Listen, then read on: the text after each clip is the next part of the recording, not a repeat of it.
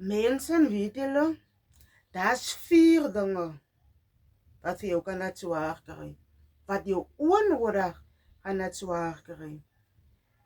As ek nie vir my kind Nike en Adidas kan koop nie, dan koop ek dit nie. Omdat my buurvrou se kind nou Nike en Adidas aan het, moet ek ook nou vir my kind dit koop. Dis onnodig. Nommer 2.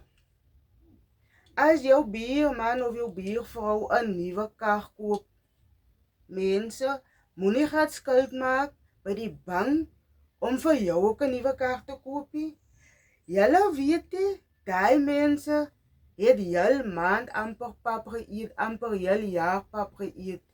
Daar wat jy lekker hoender en steak en whatever eet. Daai mense het gespaar vir die kar. Nou gaan maak jy skuld onnodig, net omdat jy in 'n kompetisie is met ander mense. Nommer 3. As debones by jou buurmense kon die lover, pizza kon die lover, mense, moet jy ook nie nou sommer lus raak vir pizza nie. Daai mense het miskien 2 maande gespaar om vir hulle trippeldekker te koop. Nou sien jy, daar gaat nou large box pizza daarin.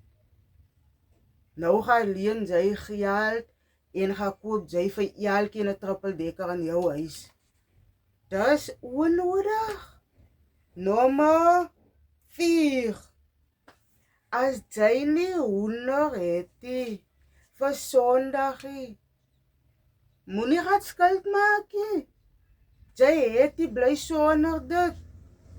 Ek beloof vir jou, bly in jou baan. Jy laat vir jou onnodig swaar kry. Boom.